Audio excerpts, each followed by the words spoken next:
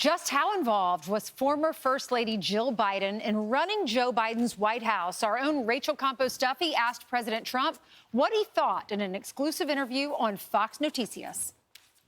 Was Jill running the White House? Look, she was certainly involved because he gave her the last meeting to preside over with the cabinet meeting. Was she the autopen? No, I don't think so. She was. They had a lot of bad people. They had a lot of radical left lunatics in there, and I think he was perfect. He was perfect for them because he didn't have a clue. Here to react, Fox and Friends weekend co-host Rachel Campos-Duffy and Charlie Hurt. Good morning to both of you. Good morning. Good morning, Rachel. Congratulations on that great interview. What is your sense? Who do you think was working behind the scenes? Well, I asked that question on behalf of Charlie, who's often called Jill Dr. Autopen.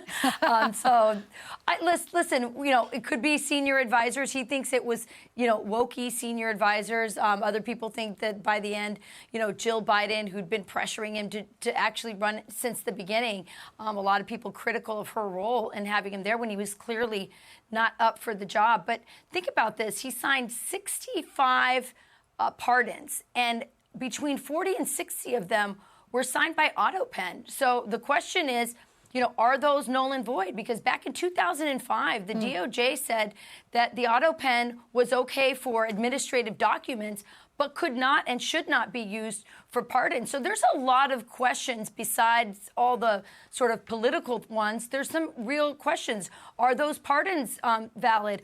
Are some of the policies that he put in place valid? And who was running the White House? Whoever was autopen, one thing we know for sure, that person is responsible for degrading our country economically, culturally, and spiritually. And Charlie, do you think it was Dr. Biden, Jill Biden? You call her Dr. Autopen? Well, it's funny. When you look at his answer, on the one hand, it sort of looks like he's sort of being kind of gallant and respectful to the previous First Lady, and he's just kind of like sort of giving her some cover. But then, if you look closely, you also start to think maybe what he's thinking about is he's thinking about all the other people he suspects were actually the autopen. And that's why he pivots and starts talking about all the bad people that were in the office. And I think Rachel's exactly right. There was like a team of them. And there was no regular order to how they did this. And you had some of these cases where you had the autopen or Dr. Autopen signing pardons, and Joe Biden wasn't even in the United States. He was out of the country. And if that's not lawlessness at the highest level, I don't know what is. Yeah, I mean, Rachel, don't you remember when some of his staffers were asked questions and they would say, well, this is what the president's doing, and then the president would be asked about it a day later and he had no clue. So it was almost like they were making decisions and just telling him what he was going to say to the public, but they forgot to fill him in on a few things. Yeah, and we all still remember that famous interview that Barack Obama gave where he said, my dream, my fantasy is to run the government from sort of behind the curtain, have a third term where I don't have to, do all the boring, stuff that the president has to do and sit through all those meetings, but I can still direct it.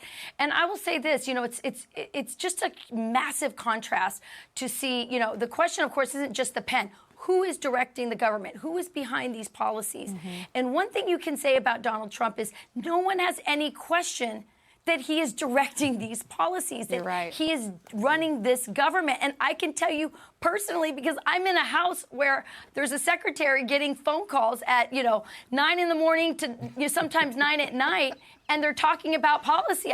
I'm even amazed at how in the weeds Donald Trump is with the policies. Nobody can say that. Everybody's image of Joe Biden is him laying on the beach. Yeah, and I remember the Easter Bunny. We have the Easter egg roll coming up. The Easter egg Bunny's trying to by the Easter Bunny? push him along. Yeah. All right, Charlie, what's coming up on your show this weekend? So we got a great weekend show. It's Easter weekend. Most importantly, we've got Reverend Franklin Graham, of course, Dana Perino, Dr. Nicole Sapphire, and then we continue our Faith and Friends series with Josiah Queen and Rhett Walker. You're not going to want to miss it. I'm loving that. I think it's great that y'all are doing that during the season. Thank you so much, and happy Easter to both of you. Great to see you, and happy Easter. Thank you. Happy Easter, Ainsley. Happy Easter. And Charlie. Yes, and do you too, Charlie. I'm Steve Ducey. I'm Brian Kilmeade. And I'm Ainsley Earhart. And click here to subscribe to the Fox News YouTube page to catch our hottest interviews and most compelling analysis.